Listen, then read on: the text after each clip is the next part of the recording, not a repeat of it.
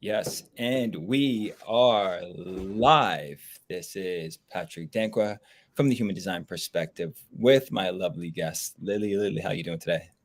I am doing amazing.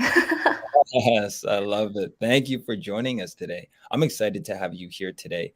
I've been looking forward to this one for a while, but you've been busy. We're going to get into it. We're going to talk about everything under the sun today.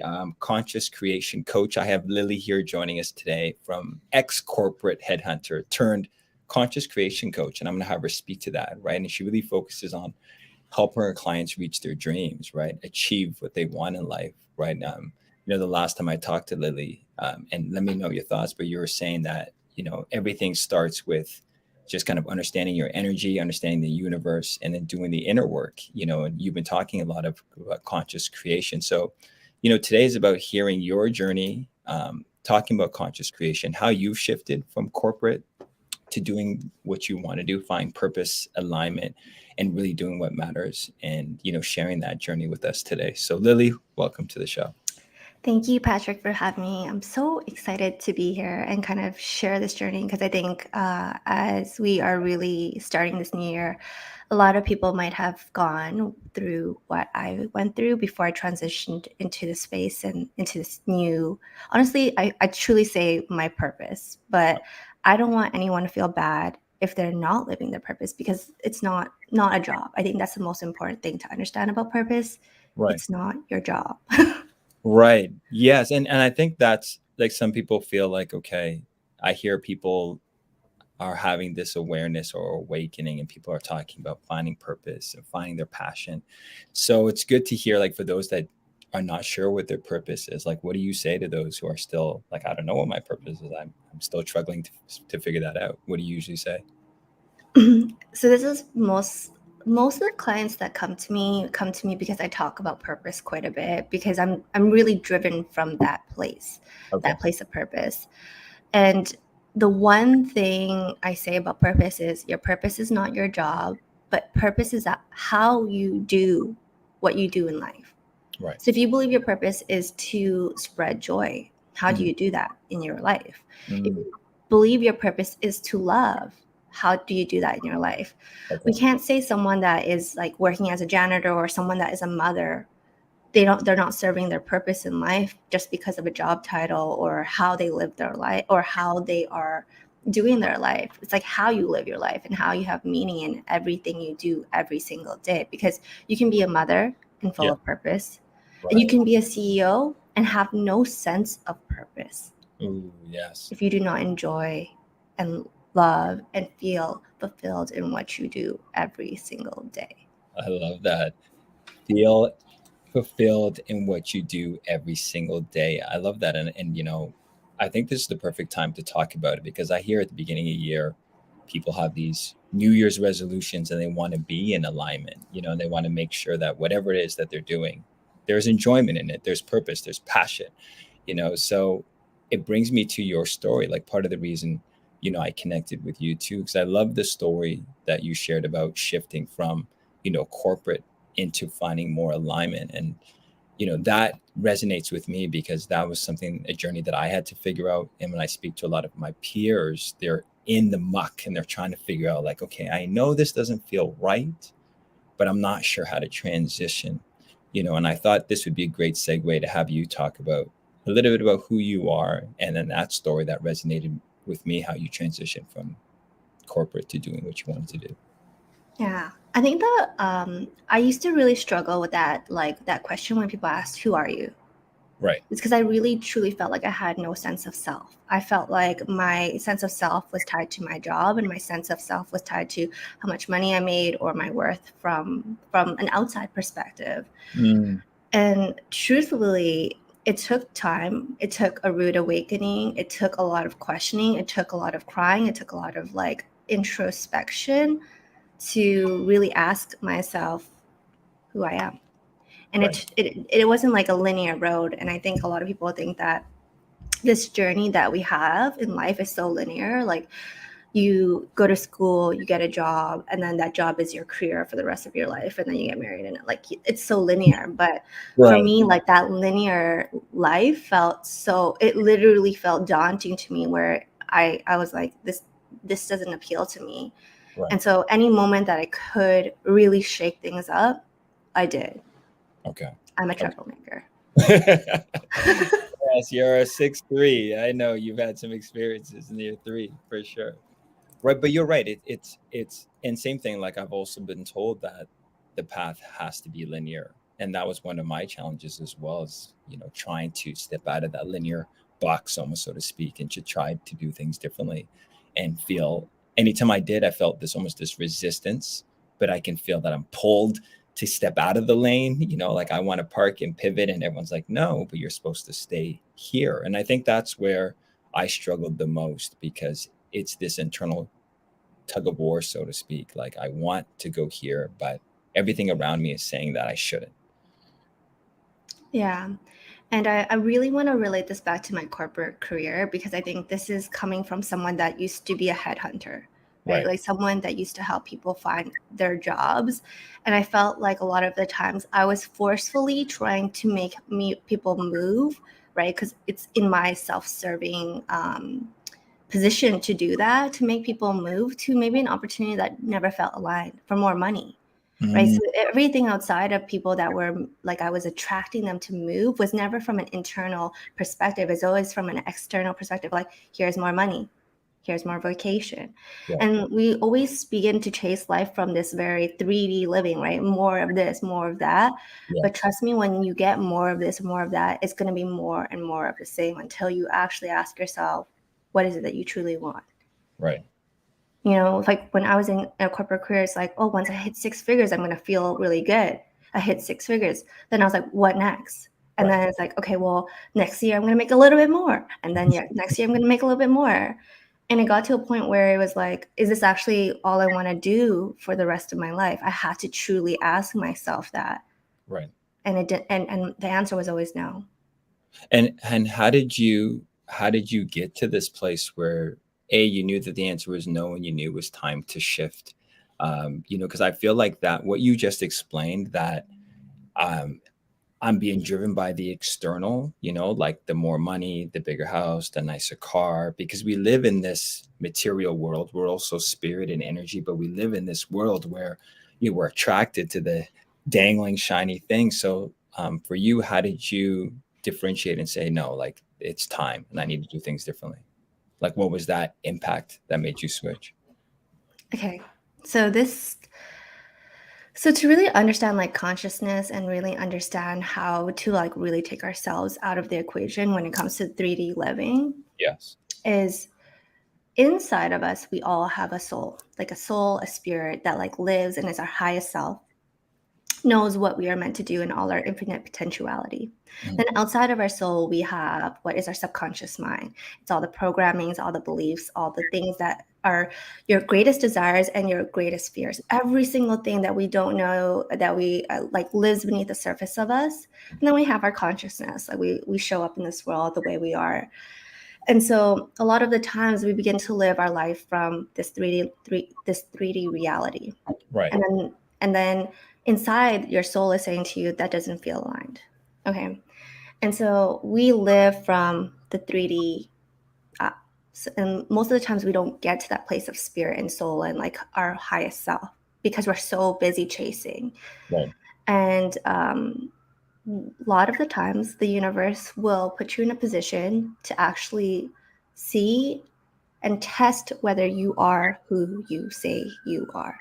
Mm, So for me, all of 2020, I felt so much discontentment in showing up from work. I was so unmotivated. I would be napping all the time, which totally like lives into my human design, but was not productive at all. okay. I found purpose outside of my job. I joined a network marketing company, which was all about personal development. And in that world, in network marketing, I really was personally developing who I was. Like, I worked with a coach to ask, like, what do you want out of this life? We Okay. really tapped into my subconscious mind. Okay. And in this program and in this exercise, the question was, or the thing that I remember journaling was that I want to leave my corporate job. Oh, okay. So that was my intention. And so in 2020, at the end of 2020, me and my now husband, we were in this place where we were like, what should we do with our life next? The only progression was chase the 3D material goods, right? Right. Let's look for a home. Right. Okay. And so when we went to go look for a home, we were looking at $1 million listings because we live in Vancouver. Everything's $1 million here. So it's not even that much, to be I honest. know. We're in You get a box still. But right. We're in Vancouver. Everything's a million up, right? exactly. So we went to go look at a home and we love this home. And see, this is the 3D. We're living from the 3D. And I remember he looked at me and said, okay, so we're going to put an offer in, but if we put this offer in, you cannot leave your job, right? 3D living, mortgage, payments, all of that. And I was like, so internally conflicted. Yes. So internally conflicted. I was like, let's do it. Okay. We put in the offer. It didn't get accepted. Mm-hmm. And then the week later, I got laid off with no cause, laid off with no reason, no cause, no nothing. I was forced. Forced, completely forced. Wow. And that a lot of the times, like through your spiritual awakening process, you are either going to be like, it's going to be really nice and like pleasant, which actually it never is, or it's going to be really really hard, and really it's going to really happen really fast, and you're going to have a dark night of the soul. And in that dark night of the soul, you are going to have to be forced to get in touch with your inner demons and ask yourself, what is it that you want? Right. And luckily for me, in that time period, I feel like I had this space to actually ask myself, what is it that I want? And I remember the day after I got laid off, being human, I was crying and like, wow, I'm so unworthy, all these things. And in that state of feeling so vulnerable, you also let your ego go. Your ego is that subconscious mind part, right? That part that you actually, like, it's that wall. Yes. And in that wall, I wrote down what is it that I want to create. And what it was that I wanted to create was healing. I wanted to heal. I don't know what I had to heal from the situation, from past circumstances, from all these things that were happening. And I also wrote, I honestly don't know where this was coming from. I do believe it's from my higher self. And I wrote this. I said, I want to raise the conscious collective. Like, I just want to raise the conscious collective. That's literally what I wrote. I had no idea what that meant. Right. And from there, the week after, I found a Facebook group which was all about mindset for success. And then I found my manifestation coach who brought me into this world, into this universe that, like, we truly can create whatever we want in this Yeah. life. I love that. I love that. There's so much power in that. When you talk about that journey and almost at the crossroads where you have to face this challenge, like you putting an offer on a home, and then it's a week later, you get laid off from an opportunity. And I feel like you can expand on this. When we don't do the work and our ego kicks in, we want to go against the grain. We want to swim against the grain. We want to go back out and fight and try to figure it out. And oftentimes we don't take enough time to reflect and say, what does my soul need? What do I really need? What am I being guided towards? Right. Instead we kind of fight it. And I'll be honest with you, before I started doing the work, really, so many times where I would fight against it because my ego is like, no, you have to figure this out, go out there and do this as a man, as a provider, and only in the last few years have I realized that I had the whole formula wrong. Right. And that was part of my spiritual journey and my energetic journey. And that's what led me to human design. So when you say that, it resonates so much. So I appreciate you sharing that. But it's Yeah. like, and that's the thing. And that's always my thing. Like, how do we raise conscious awareness for people? How do we get people to start seeing like the path is actually within? Because I have a lot of friends who don't see it that way.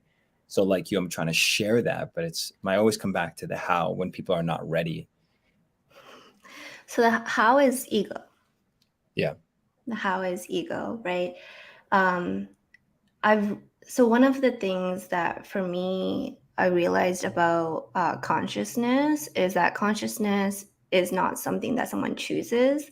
It's something that it's like it happens within your psyche. Like, um, if you follow me on social, the things that I write sometimes are meant to trigger people. I do it consciously because if I trigger them, that means they have to heal. And Right. that healing is going to push them, right? Right. Just like, you know, when I say, and I know so much that my mission here in life is to awaken more people. And by Yes. awaken, I mean like raise their consciousness. It's not just saying like, you know, when you start the spiritual awakening journey, it's like butterflies and unicorns. Oh, hell no. It's gonna be like, why does this girl trigger me so much? Okay. And so like doing it in the most like, you know, like thought provoking way, right? Yeah. Like when I talk about money, I don't talk about having a lot of money. I talk about how you look at money. Right. Or when I talk about success, it's not like who is success. So it's like, how do you look at success? How do you determine success? Right. So it's about that questioning. That's the beginning of raising anyone's conscious awareness. We can't force anyone on their journey. You just have to start doing things that make them question why you are the way you are. Right. Yes, I love that. I love that, Lily. And you know, I wanted to ask you too, because you talk about working your journey a lot, and you mentioned you're a projector, right? And we've been talking about human design, and I have a lot of projector friends and in my human design community. But the question that always comes up, and I wanted to share this is, you know, when you transitioned from corporate to doing what you want to do, speaking your truth, talking about consciousness, spirituality as a projector, you know, they often talk about being seen and being heard, and some of maybe the challenges of being seen and being heard.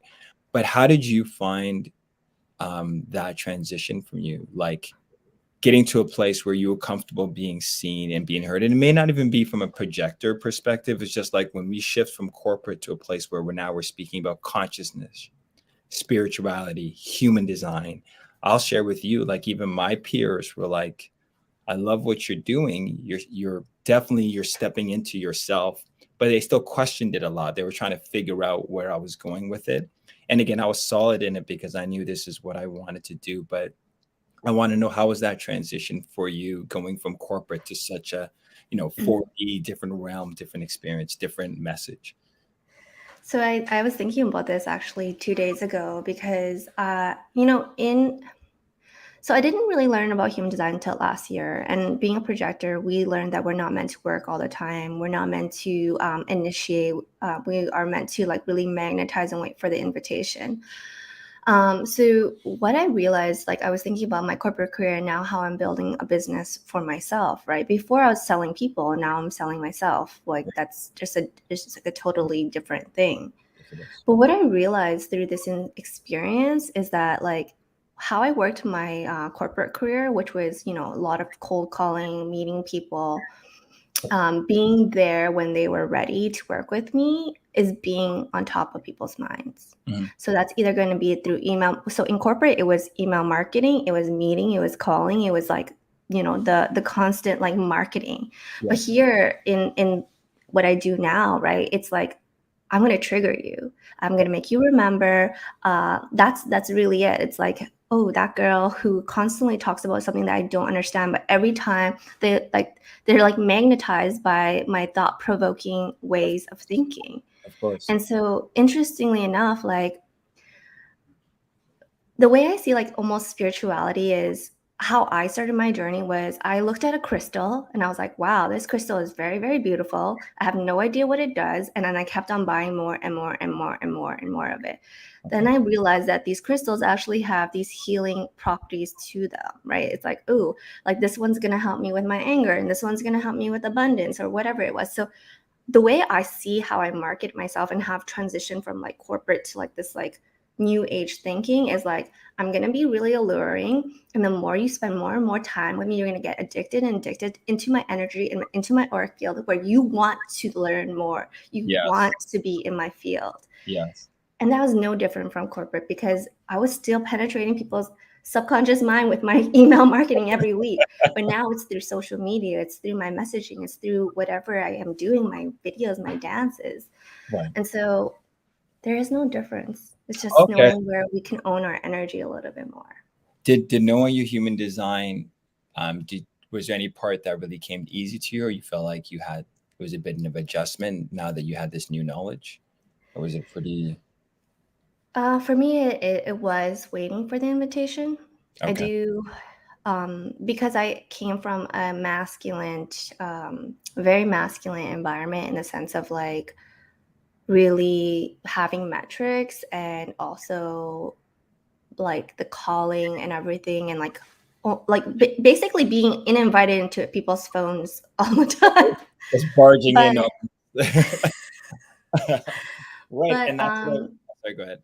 no, yeah, Yeah. exactly. So it's just Oh, different. yeah, no, so that's what I was saying is like I wanted to know how you shifted from that, right? I was kind of setting up that question because you're coming from this space where there's this constant like it's a very forward moving energy, barging in, asking, cold calling, interrupting, trying to get people's attention. But then when you learn as a projector type, I need to wait for the invite. Yes, I have this magnetic aura, and then once people see, they can't get enough. But it's exercising that patience. I wanted to know how that looks for you because a lot of projectors, some that I know they're still trying to figure it out. Even there's parts of my design as an MG that I still am working at. But how did that look for you as you started to learn? So this is one thing I always say because I do coach my clients on human design as well, Yeah. is that like do not use human design as an like inhibitor for your potential. Should Okay. only be used as a tool to empower how you actually do things in your life, how you show up and your energy. So for example, as a projector, we were meant to wait for the invitation, but as well, I'm also a 6-3. So the Yes. 3 within me means I'm here for trial and error. Yes. So in reflection to my corporate career, when I first started my corporate career, I was trained by people to make 100 calls a day. Mhm.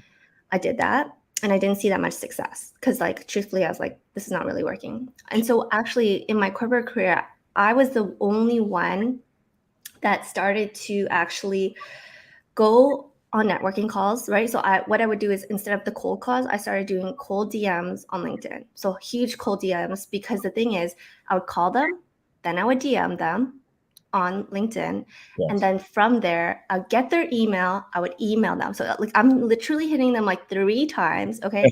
And then they would be like, "Wow, this girl's very aggressive," and then they would always go for coffee with me.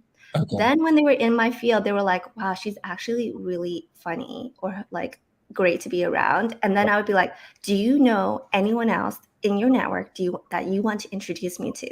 And then I become their friend. And like that's like I literally was the only one that would do that. Like take the time Right. to do that in a business where you were actually always meant to be on the phone. For me, I was not always on the phone. I started an email marketing list and then they were like, can you show me how you did that? I'm like, oh, let me show you. So, like, that is my 3. That is Yep. my 3. You show me something, I tried it, I didn't like it, didn't work. Okay, well, I'm gonna do it my way. And that's the same thing with me. This is my first year as a coach. Mm. And first it was being and posting, posting and praying and posting and praying. And then I was like, you know what? This isn't really working for me. Okay. And then I'm gonna like, now I'm gonna start a podcast. Okay. Like, oh, now I'm getting traction. Oh, now I'm gonna do this. Like it truly is owning your design that to understand that you are multi-passionate and multi-dimensional in that sense that So, you're not just always waiting for the invitation.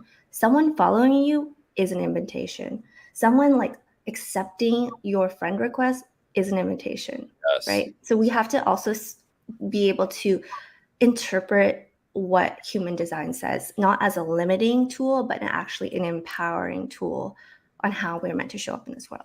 Yes, no, I like that. I like that because you're right. People can look at it and say, okay, it's limiting. I can't do this and I can't do that. And they almost kind of stand back. But I love the way you said it, the way you framed it, right? And so we're not using it to limit ourselves, but we can still feel empowered, right? We just have to read it properly. Yeah, I Mhm. mean, it's been a beautiful journey for me. And like I said, I use it as a tool.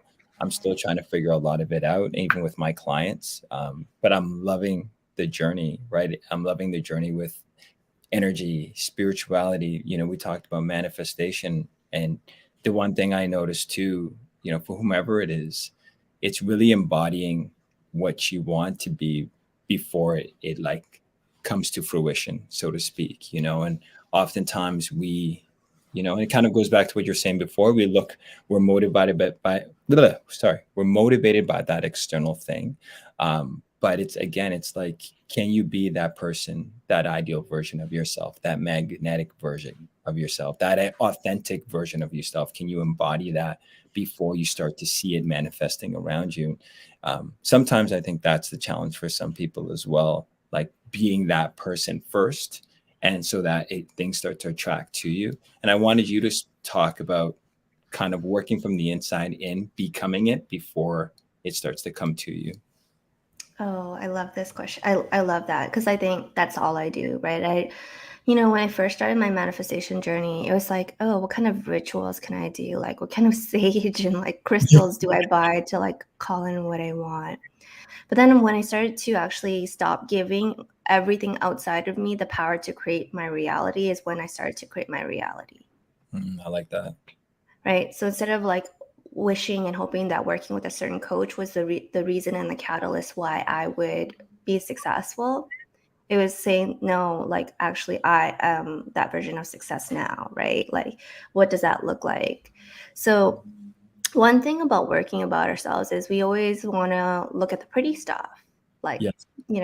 who's our higher self? What does she look like? How does she feel? Of course, this is all so important. But one thing about doing the inner work is we actually neglect that to ascend, we actually have to descend. And so Mm, what that means is we have to go into our shadows because, if we believe in the law of attraction, we understand that there's a law of attraction, the law of vibration. There's also the law of polarity. right. Everything has a polarity. Everything has an up, also has a down.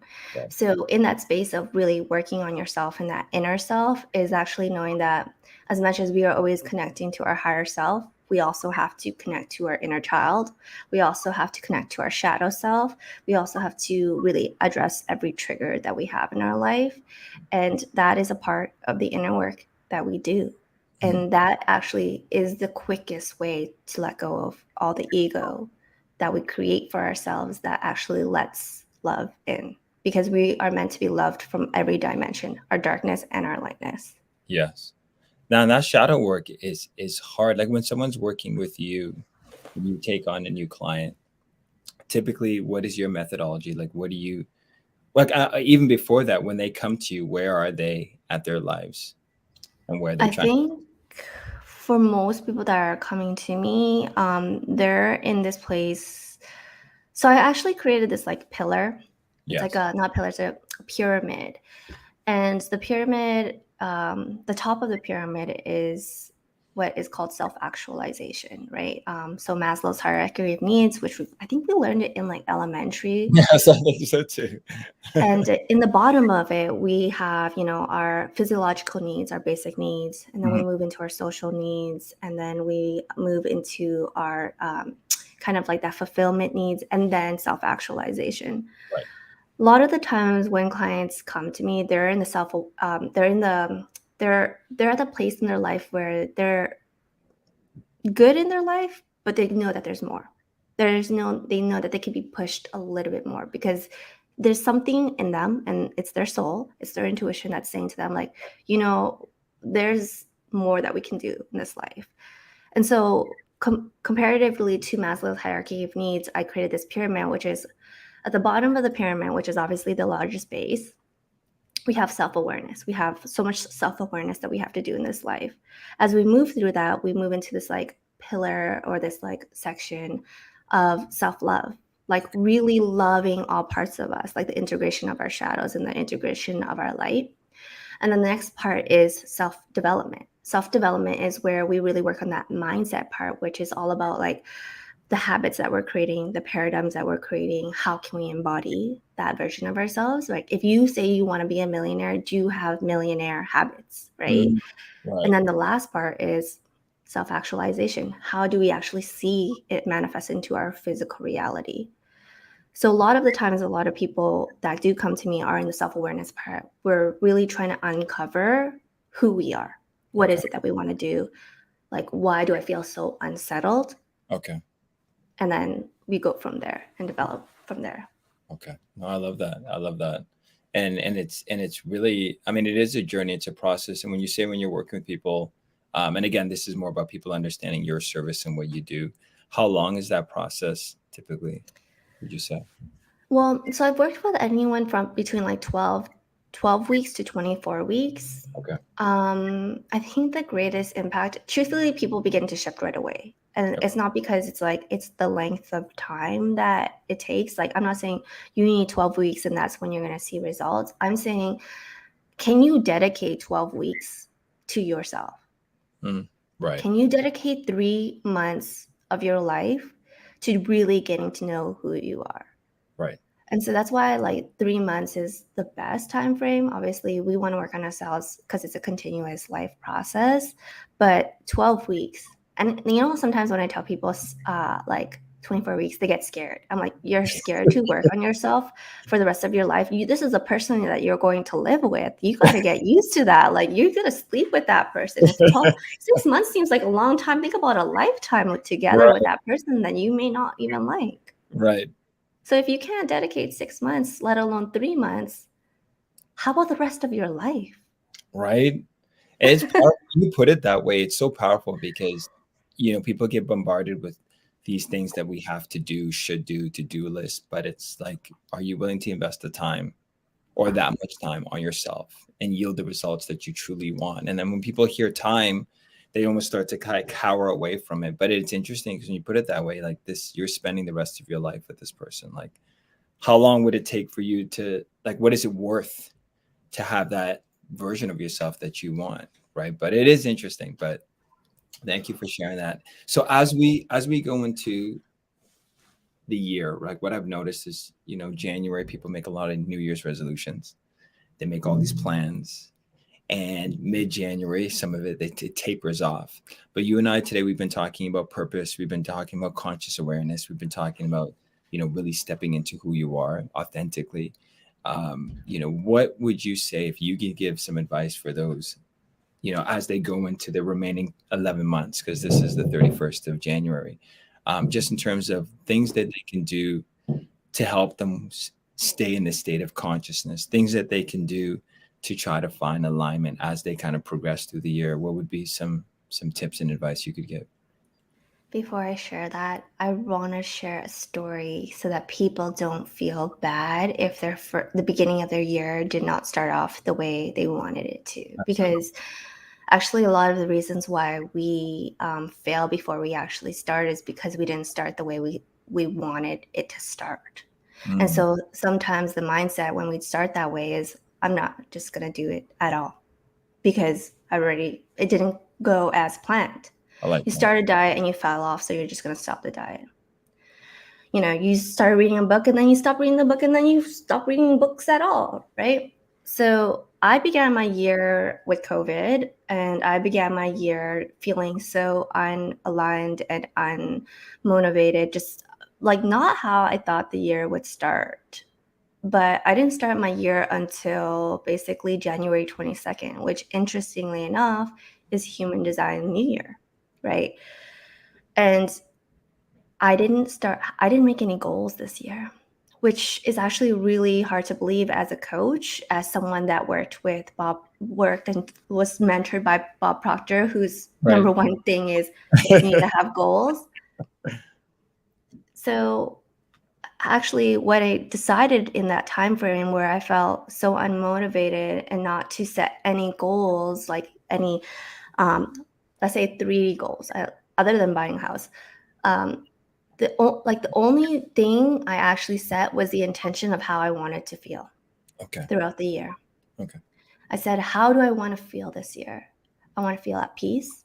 I want to fucking love what I'm doing. Yes. And I just want to be happy. Just like so like annoyingly happy where people need to be like, why is she just so happy all the time? Wow.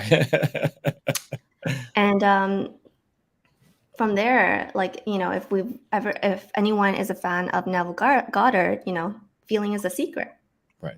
So I already know what I want. I already know what my desires are. All I need to feel is feel what I would feel like if I had everything that I wanted in my life. Right. I'm a non-specific manifester. So as a non-specific manifester, I stopped putting income goals because when I didn't reach them, I felt freaking shitty about myself. Okay. But actually, when I surrendered, is like, wow, I got surprised Right. because I just was like feeling in flow that, that month I didn't hit what I wanted.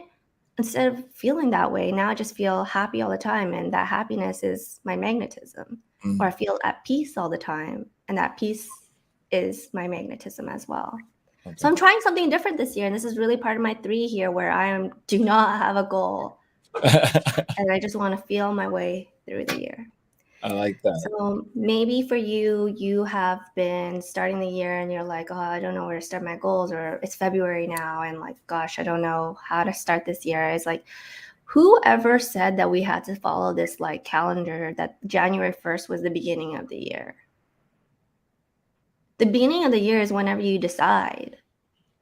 Just like a business might start their year, beginning of the year might be like June. So it's perspective, right? It's perspective. Like, we don't have to. I'm really trying something new this year. I'm really not living according to anyone else's plan this year.